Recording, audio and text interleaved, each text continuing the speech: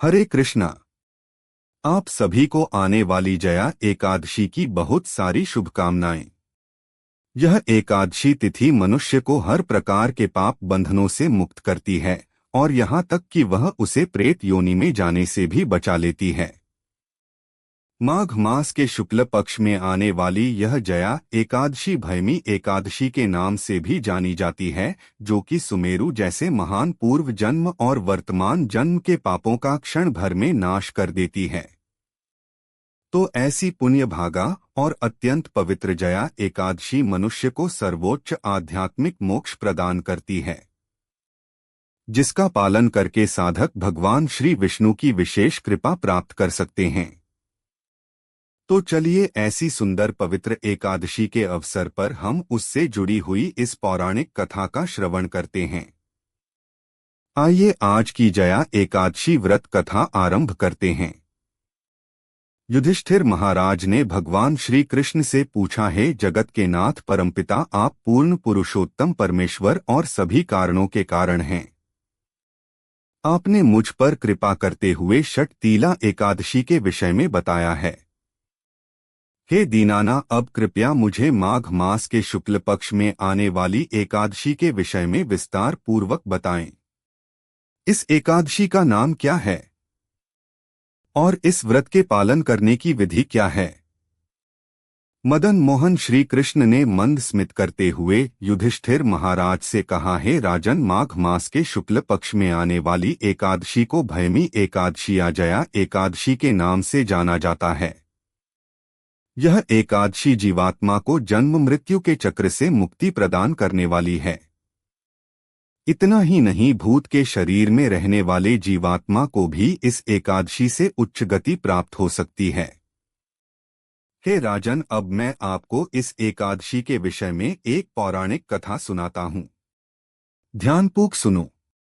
इस प्रकार कहते हुए भगवान श्री कृष्ण ने पद्म पुराण में वर्णित यह कथा कहना प्रारंभ किया।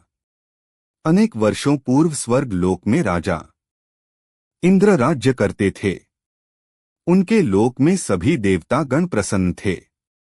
पारिजात फूलों से लदे हुए नंदन वन में देवराज इंद्र सोम रस का पान कर रहे थे और 50 लाख अप्सराओं द्वारा की गई सेवा का आनंद उठा रहे थे। अप्सराएं देवराज इंद्र को प्रसन्न करने हेतु नृत्य करती और पुष्पदंत के नेतृत्व में हजारों गायक सुंदर संगीत का प्रस्तुतिकरण करते। मुख्य संगीतज्ञ चित्रसेन अपनी पत्नी मालिनी और पुत्र माल्यवन के साथ वहां उपस्थित थे। उस समय पुष्पवती नाम की एक अप्सरा भी वहां उपस्थित थी। पुष्पवती और माल्यवान एक दूसरे के प्रति आकर्षित हो चुके थे। इस कारण देवराज इंद्र के समक्ष उनके नृत्य और संगीत में त्रुटियां आ रही थी। इस बात को देखकर देवराज इंद्र उनकी स्थिति समझ गए और उन्होंने इसे अपना अपमान समझा। क्रोधपूर्ण स्वरों से देवराज इंद्र ने कहा, हे मूर्खों, तुम दोनों मुझे प्रसन्न करने का आडंबर कर रहे हो, लेकिन वास्तव में तुम दोनों की एक दूसरे के प्रति आसक्ति स्पष्ट रूप से मुझे दिख रही है। इस भरी सभा में इस प्रकार तुम दोनों ने मेरा अपमान किया है, इसलिए मैं तुम्हें श्राप देता हूं कि तुम दोनों इसी क्षण पिशाच योनि धारण करके पतित के रूप में मृत्यु लोक में जाओ और वहां अपने पाप कर्म का फल भुगतो। इंद्रदेव के यह कठोर वचन सुनकर माल्यवन और पुष्पवती अत्यंत लज्जित हो गए और उसी क्षण वे दोनों सुंदर नंदन वन से पिशाच शरीर प्राप्त करके पृथ्वी लोक में हिमालय के शिखरों पर आ पहुंचे। वहां जाते ही उनकी स्वाद, स्पर्श, गंध, यह तमाम संवेदनाएं लुप्त हो गई। उस स्थान पर चारों ओर बर्फ जमी हुई थी, जहां ना तो खाने के लिए कुछ था और ना ही पीने के लिए पानी। ठंड के कारण उनके दांतों में कंपन हो रहा था और इस प्रकार वे अपने दिन व्यतीत करने लगे। एक दिन माल्यवन ने अपनी पत्नी से कहा, ना जाने हमने कौन से पाप कर्म किए होंगे जो हमें पिशाच का यह शरीर प्राप्त हुआ। इस प्रकार शोक करते हुए वे उस ठंड में एक गुफा के अंदर बैठे रहे। उस दिन ना तो उन्होंने कुछ खाया और ना पिया। शीत लहरों के कारण उन्हें रात्रि में नींद भी नहीं आई और वे संपूर्ण रात्रि के दौरान जागते रहे। सौभाग्य से वह दिन भमी एकादशी का था। उस दिन उन्होंने कुछ भी खाए पिए बिना जो उपवास किया और रात्रि के समय जागरण करने के कारण दूसरे दिन प्रातः होते ही उनके जीवन में एक दिव्य परिवर्तन आ गया। उन्होंने पिशाच का शरीर त्याग करके देवताओं के अपने शरीर को पुनः धारण किया। आकाश से पुष्प वर्षा होने लगी और एक दिव्य विमान उन्हें स्वर्ग ले जाने के लिए वहां आ पहुंचा। स्वर्ग में पहुंचते ही जैसे ही देवराज इंद्र ने उन्हें देखा तो उन्हें आश्चर्य हुआ और उनसे पूछा, आप दोनों ने कौन सा पुण्य कर्म किया जो इतने कम समय में आपको मेरे घोर श्राप से मुक्ति प्राप्त हो गई। इस प्रश्न का उत्तर देते हुए माल्यावन ने कहा, हे राजन, यह केवल परम भगवान श्री कृष्ण की कृपा के कारण हुआ है। हमने अनजाने में ही परम भगवान श्री हरि की प्रिय भय एकादशी का पालन किया था। इस अज्ञात सुकृति के कारण ही हमें अपना दिव्य शरीर पुनः प्राप्त हो गया।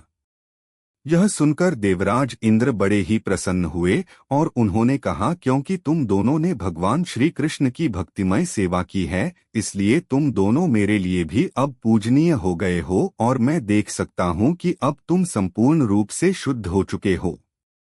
इस प्रकार इंद्रदेव ने उन दोनों को स्वर्ग लोक में पुनः स्थान प्रदान किया। इस कथा का समापन करते हुए भगवान श्री कृष्ण ने कहा, हे युधिष्ठिर महाराज, इसीलिए प्रत्येक मनुष्य को इस परम कल्याणकारी भय में एकादशी का निष्ठा और श्रद्धा पूर्वक पालन करना चाहिए। इस दिन किया गया उपवास जीवात्मा को वैकुंठ की प्राप्ति कराता है और जो व्यक्ति भमी एकादशी की इस कथा का श्रवण या पठन भी करता है, उसे भी अग्निष्टोम यज्ञ का फल प्राप्त होता है। तो चलिए अब देखते हैं इसका पालन कैसे करें।